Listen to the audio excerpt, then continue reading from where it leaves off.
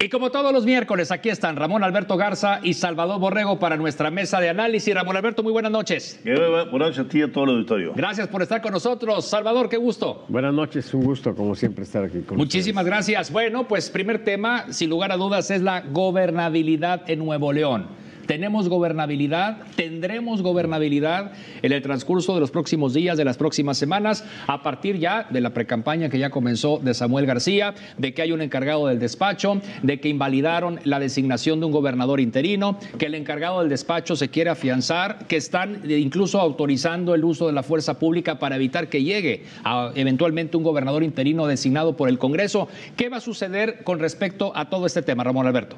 Gregorio, lamentablemente estamos viendo la antesala de un choque de trenes. Un choque de trenes que nos puede llevar inevitablemente a una crisis constitucional en el Estado de Nuevo León. ¿A qué me refiero con esto?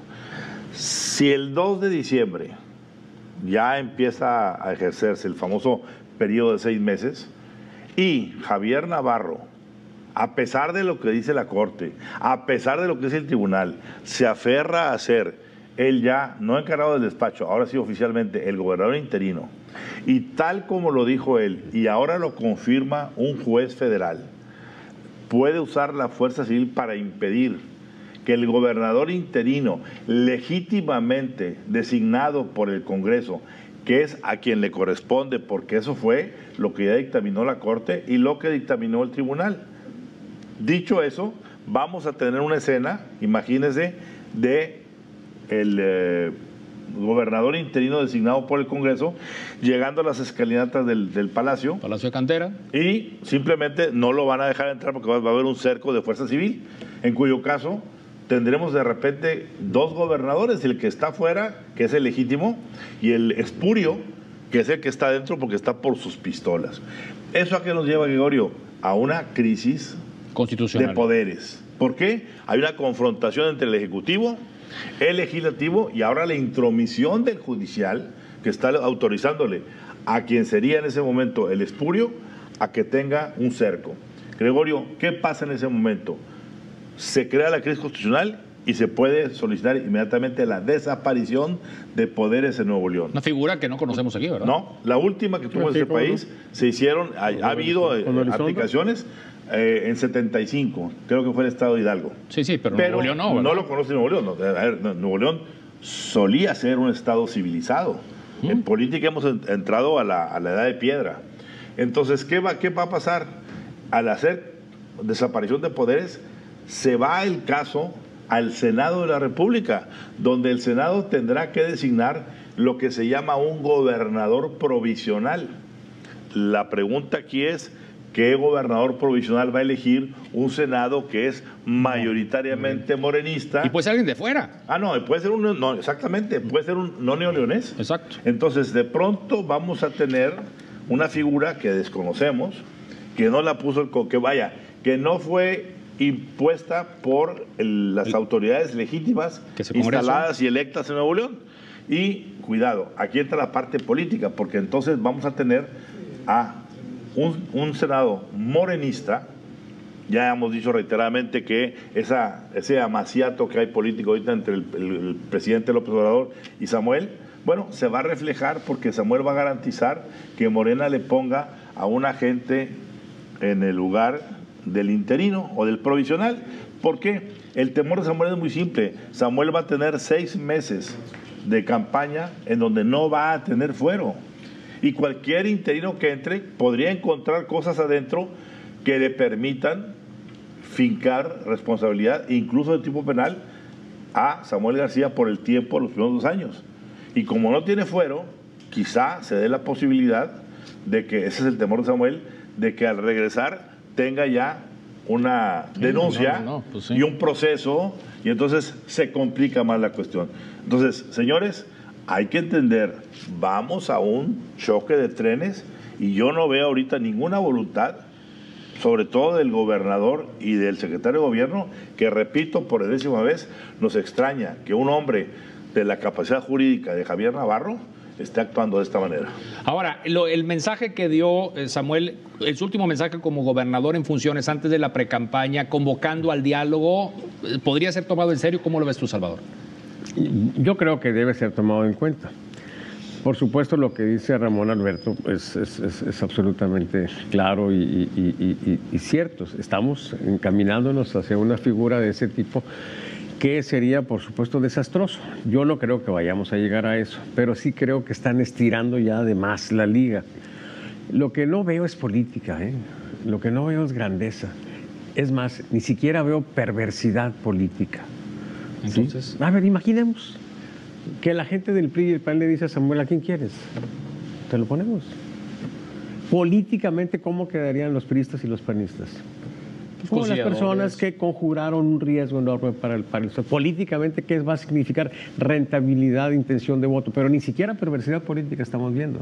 O sea, simplemente un pleito entre gente de algún modo inmadura, sí, que trae una bronca que no puede resolver. Y eso, pues, nos habla de un cortoplacismo en la política, que en todas partes el cortoplacismo tiene una serie de consecuencias negativas. Y entonces, bueno, pues, ¿qué podemos esperar?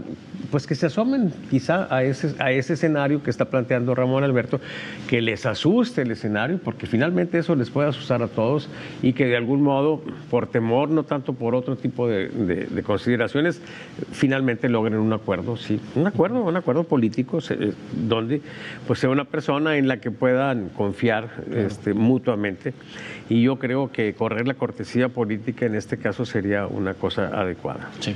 Decías, Gregorio, que el gobernador hizo un llamado al diálogo. El problema es que los llamados al diálogo del gobernador no empatan con la realidad. Y pongo un caso: el gobernador está saliendo llamando al diálogo, y el encargado del despacho, que es el propio gente del gobernador, no invita ni convoca a los otros poderes del Estado a el desfile del 20 de noviembre.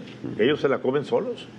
Entonces, una cosa es que digas de palabra y otra cosa es que practiques en los hechos. Ojo, esto ya afortunadamente está siendo observado y detectado bien por los diferentes organismos privados, las cámaras sobre todo, la CAINTRA, la Coparmex, la Concanaco, todos, el Consejo de Instituciones, todos están ya haciendo un exhorto al gobernador, a decirle al gobernador, a ver, está dada el fallo de la Corte, no puedes pasar por encima de él, pero pues el gobernador en ese diálogo, en lugar de decirle, señores, vamos a sentarnos, Congreso, cámaras, ONGs, sienta al Poder Judicial, vamos a determinar qué es lo que nos conviene.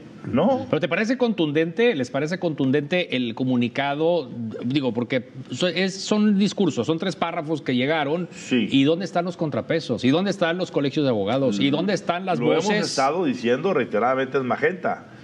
Hay una gran cobardía en todo lo que es el sector privado y en todo lo que son las ONGs, y como bien dijiste ahorita, la palabra colegio de abogados. Yo no he visto aquí en Nuevo León que ninguno de los diferentes colegios de abogados o institutos jurídicos se pronuncien a decir, por un lado o por otro, el que sea, sí, pero que nos den luz de hacia dónde. Están callados y agazapados.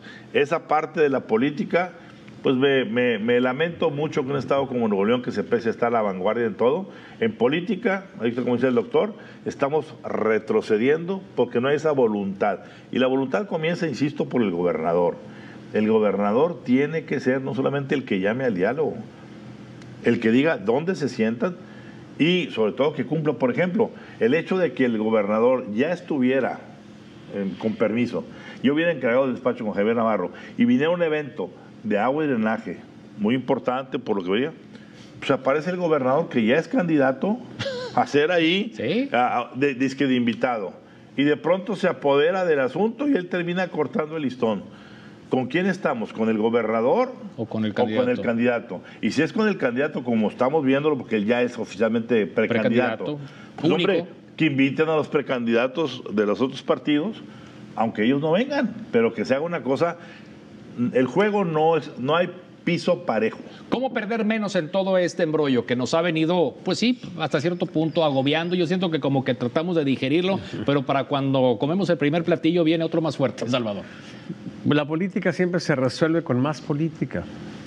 Sí, es la que precisamente inventó el hombre para no llegar a los golpes, para no llegar a las agresiones, para no tener que acudir a la fuerza pública para imponer o para mantener una posición. Yo creo pues que tenemos que hacer un llamado a eso, ¿sí? Que se sienten por lo pronto. O sea, la primera pieza de esto es la comunicación, y yo creo pues que ahí se tiene que insistir. Pero bueno, pues a final de cuentas, como dicen ustedes, pues muchos factores, muchos elementos están tranquilos, están como la chacha Micaila, callados la boca, ¿sí? Y vale la pena pues que se expresen, por supuesto. Parece ser que está privando desde no desde este gobierno estatal, desde que entró López Obrador, sí, la idea de que hay tiempos de sumar, tiempos de sumarse y tiempos de sumirse, y da la impresión de que muchos piensan que son tiempos de sumirse.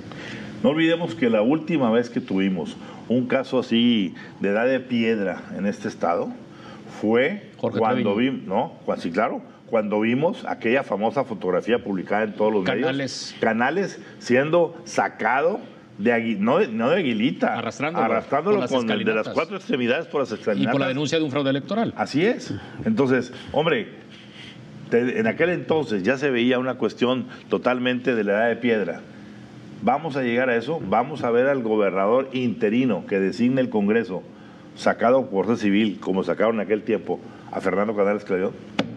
Corte comercial, enseguida regresamos, por supuesto, las precampañas que han comenzado. Siguiente tema, después de estos mensajes, la mesa de análisis.